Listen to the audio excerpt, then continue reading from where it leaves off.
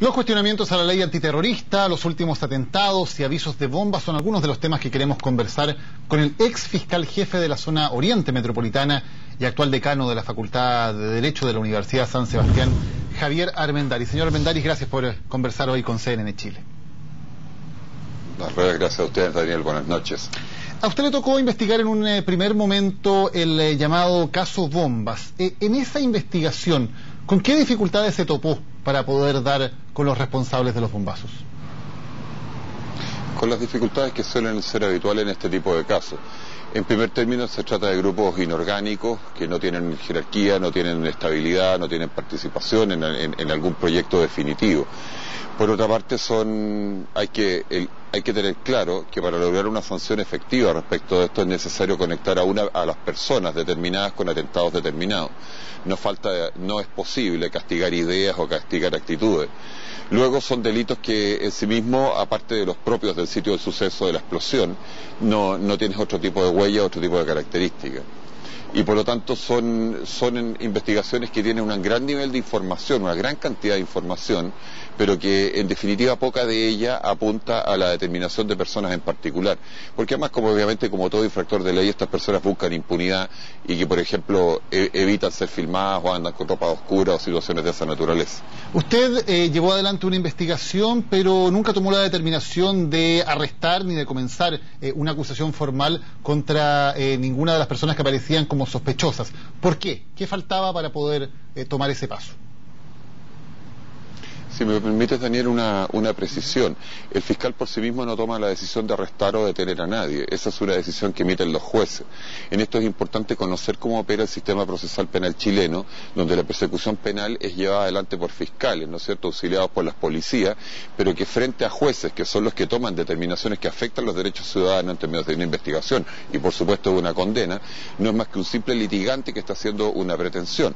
Y la función del juez es justamente controlar si esa pretensión tiene fundamento, ya sea para una diligencia intrusiva o para una medida cautelar como la que usted señala, la detención, o derechamente para una condena. Ahora, nosotros solicitamos y obtuvimos algunas órdenes de detención y también hubo circunstancias de condena, pero en procedimientos abreviados. Claro, pero no tomamos otras determinaciones porque no entendimos que había fundamento serio para acusar a nadie. Luego usted fue sacado de ese caso y el caso fue traspasado al fiscal Peña, quien en un breve tiempo sí llevó a cabo diligencias que usted había preferido no realizar. ¿Se apuró esa investigación sin contar con las pruebas necesarias para poder lograr una condena? Mire, lo que usted señala redundó no solamente en un traspaso de investigación y en una detención de personas, sino que posteriormente en acusaciones formales y en un juicio en el cual el resultado es conocido. Evidentemente que las diferentes decisiones que se tomaron por fiscales distintos tuvieron su mérito en su momento. Yo tomé las mías y me hago responsable de ellas. Y en el momento que por el fiscal nacional se adoptó la decisión que esto fuera llevado adelante por otro grupo de fiscales, ya no era una materia que era de mi responsabilidad. Durante el tiempo en que fue de su responsabilidad la investigación, ¿usted recibió antecedentes valiosos, útiles por parte de la inteligencia, concretamente, por ejemplo, de la Agencia Nacional de Inteligencia? ¿Fue un factor importante que le entregara a usted antecedentes para su investigación o no? No. ¿No le entregaron ningún antecedente? A ver, el sistema de inteligencia hay que conocerlo para cómo funciona. En primer término, la información de inteligencia no es información que vaya a constituir prueba o antecedentes para investigaciones criminales. Por su naturaleza, para que se entienda, ¿no? Es una información volátil que no necesita tener respaldo efectivo para convencer a nadie, sino en términos de una condena a un tercero respecto de la responsabilidad de nadie, sino que es información que se entrega para decisiones políticas. Pero contestando a su pregunta, un fiscal no puede pedir directamente antecedentes a la ANI, tiene que hacerlo a través de un oficio del fiscal nacional y el fiscal nacional dirigirlo a la ANI. En las ocasiones que nosotros pedimos que al fiscal nacional que oficiara y él tomó la determinación de así hacerlo, no se recibió información útil. No se recibió ninguna información útil para la investigación. Con ese antecedente y con esa experiencia, ¿usted diría que tenemos una buena calidad de inteligencia en Chile o que ese es uno de los puntos débiles que puede haber en el sistema? Yo le insisto, la información de inteligencia corre por carriles separados respecto de la información de investigación criminal. Son carriles apartes y totalmente distintos porque sus funciones son distintas.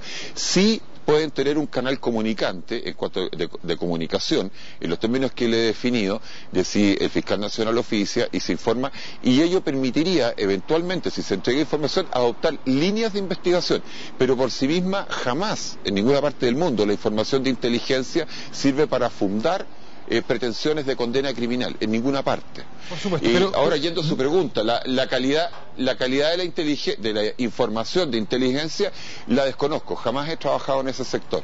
Por supuesto, pero al menos lo que le llegó a usted en este caso tampoco le permitió ser información útil en torno a las líneas de investigación que usted podría haber seguido. Tampoco cumplió con ese objetivo. No. Ok. Yendo a los casos que estamos conociendo actualmente, ¿qué similitudes y qué diferencias ve usted entre los casos que le tocó investigar a usted en su momento y los que se están produciendo en estos días en el país? Similitudes antisistémicas, una conducta antisistémica de carácter propagandística que puede ser muy peligrosa. Yo le diría que esa es la similitud central. Sin embargo, hay algunas diferencias. Un bombazo en el metro es claramente diferente. No tiene que ver con el tipo de... no tiene...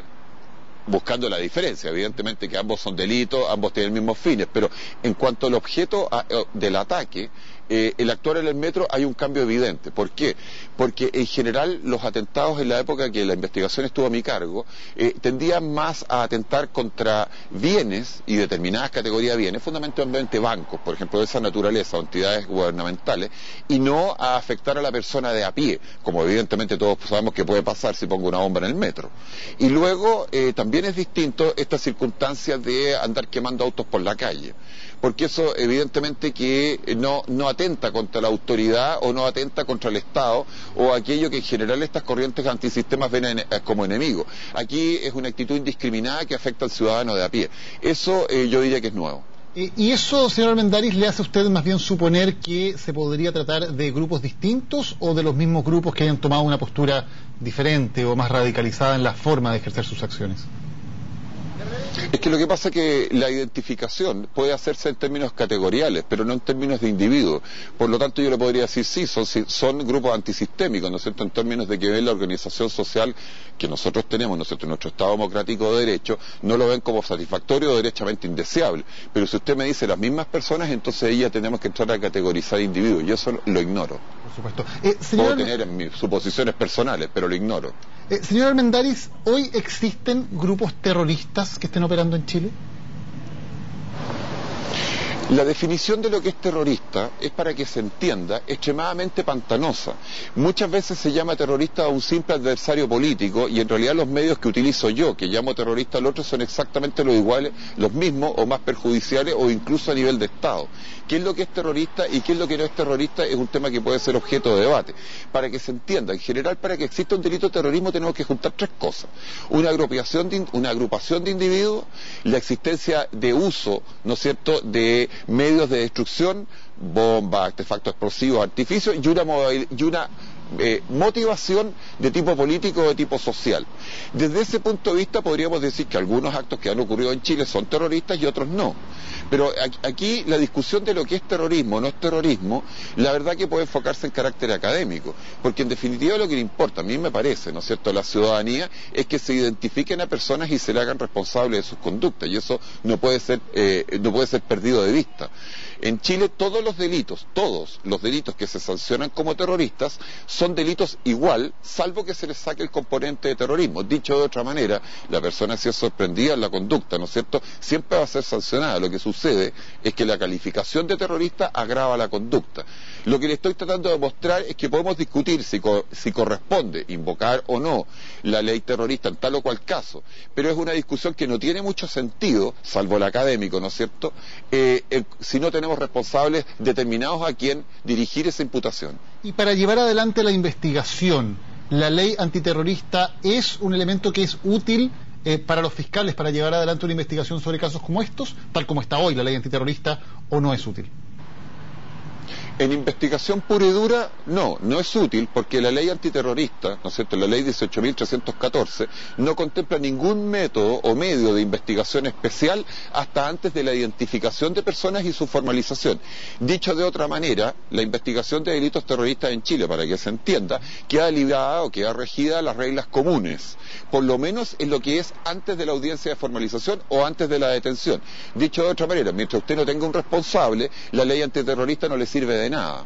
O sea, para el efecto... Su invocación. Perfecto, para el efecto primero de encontrar a un responsable antes del juicio y antes de que sea declarado culpable o no, pero para encontrar solamente al responsable, que la ley antiterrorista exista o no exista, sea invocada o no, no tiene ninguna importancia. Eso es lo que le estoy tratando de mostrar, y por la simple razón que para la búsqueda de imputados, o sea, para decir este atentado es fulano, este es mengano, ¿no es cierto?, y tengo aquí antecedentes como para una detención o como para una actuación de formalización, la ley no contempla ninguna herramienta especial. Por lo tanto, desde ese punto de vista, su invocación o no su invocación no surte efecto alguno. Y, señor Armendáriz, ¿esa es una debilidad de la ley antiterrorista? ¿Debería efectivamente consagrar herramientas especiales para este proceso de investigación una ley antiterrorista que funcionara? Es que entendámonos, no es que no funcione, no contempla.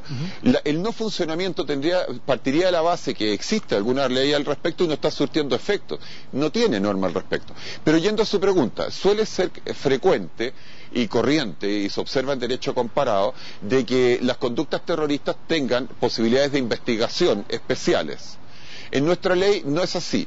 Si usted me dice debe tenerlas, que ese es otro debate, yo le diría siempre en esto usted tiene que subordinar dos cosas.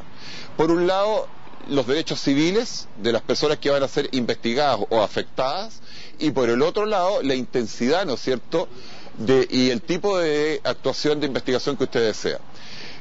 ¿Cuáles podrían ser, por ejemplo? ¿Cuáles podrían estudiarse?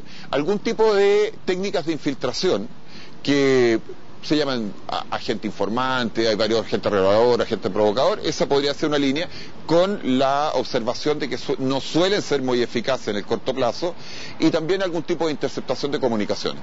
La interceptación de comunicaciones, por ejemplo... Que existen en la ley común, por favor, existen en la ley común. Exactamente, y hay, por ejemplo, también leyes especiales como la ley de drogas, que sí entregan algunas herramientas. ¿Debería ser ese un punto que se considere, ahora que se está precisamente reevaluando, y hay un comité de expertos trabajando en reevaluar la ley antiterrorista en Chile? Ese a mí me parece, y lo hemos dicho antiguamente, incluso en mi época de fiscal, que ese es un aspecto que debería ser revisado por los entes legislativos. Ok, vamos ahora a la siguiente fase. Una vez que se ha encontrado a una persona que la Fiscalía considera que puede tener responsabilidad, se le formaliza y luego se le lleva a juicio.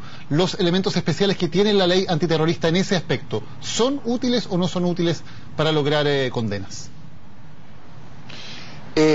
A ver, si usted lo señala como la ley que de algunas reglas en cuanto a la producción o incorporación de la prueba a juicio, no mayormente. Eso es básicamente el artículo 14, que tiene algunas situaciones que no son mayormente útiles.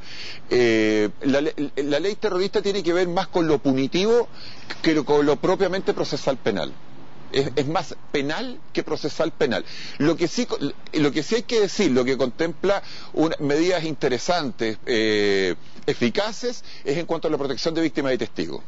Que es una medida muy polémica, que es el tema de los testigos sin rostro, y que ha sido cuestionado incluso por organizaciones de derechos humanos. ¿Usted considera que es algo que se debe mantener en una ley antiterrorista, que puedan declarar testigos sin rostro?